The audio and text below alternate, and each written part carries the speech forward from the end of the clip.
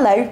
This week we're joined by Shahar Belkin, who is the CTO of company FST21, who are developers of convenience security. Thanks for joining us, Shahar. Thank you, Kate. What actually is FST21? Well, actually, it's Farkas security technology, and the 21 is the big changes bring to the 21st century.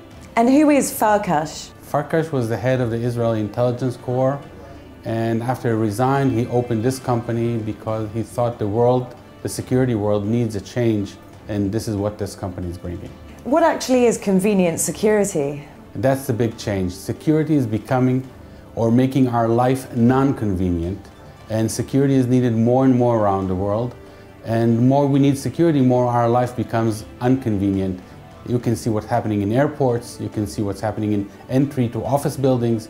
What FST is bringing is convenient security, a convenient way to let the right people in and leave the wrong people out. In-motion identification seems to be a real buzzword of the moment. How reliable is it? Well, first we have to understand that to make security convenient, we need to identify people as they walk. We don't need them to stop, carry any card or keys or codes, do anything special, but normally walk in the direction of an access point. And that's in-motion identification, meaning identifying people as they walk in the direction to an access point and letting them in if they're allowed to go in.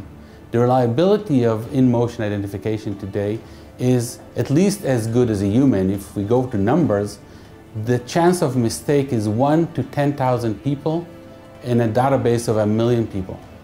Can this system actually replace man? We don't consider this as a replacement of humans because humans have their own part as a human guard, but you can put this system at every door what you could not put a human, and it's like putting a human at every door. So when you actually talk about access through doors, what are your main markets? Well, when I'm talking about doors, I'm talking about access point. That means it could be turnstiles, it could be doors, it even be open corridors when all people that are walking there are allowed to go in. But the main markets are everything. Everything you see, a door and access point. It could be a residential building, high-rise buildings, it could be commercial buildings, it could be corporate offices, and it could be government or airports just as well. We are installed in all these and all the above. So what is the future for this technology? Well, the future is we can call it bright. It is coming back to the old village of everybody knew me. Because today what's happening in the world is that everybody are anonymous, and the good guys are not known to the system. The good guys, when you walk into an airport, when you're a good guy, you want to walk straight into the plane like it was 20 years ago. Today, when you're walking somewhere, you're always at the same list of a non-known people and always have to go through the security threat of being tested, look at your passport, look at everything else. We want every good person to be in the database, to be known as a good person, and keep on walking when he goes into anywhere. Identity protection is a bit of a sticky subject at the moment across the world, specifically in the US. Is this not a problem for the work that you do? Well, I'll approach it from two directions. One, in the real world, where we're installed today in the US, in Europe, in Asia, in South America, and even in Israel, it's not an issue because this system is what we call opt-in. People want to get into the system because it gives them free access. It gives them the chance of going right through and without any interference.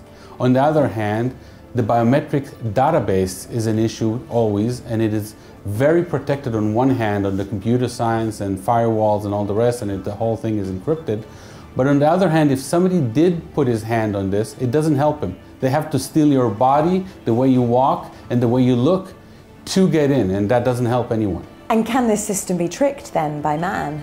There's always ways, but this system has a patented fraud detection mechanism or algorithm that detects any trial to fraud the system and alerts on it.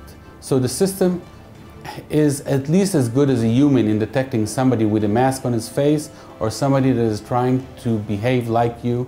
And the system is geared to the amount of security you need in every door and every site. Because it could be very low security in entrance to an elderly home, but it could be very high security to entrance to a company to this server room. So depending on the amount of security you need, how hard is it to fool it. Shahar Belkin, thank you very much for joining us. Thank you, Kate. and thank you for joining us. And remember to check out our weekly report, which comes out on Tuesday. See you there.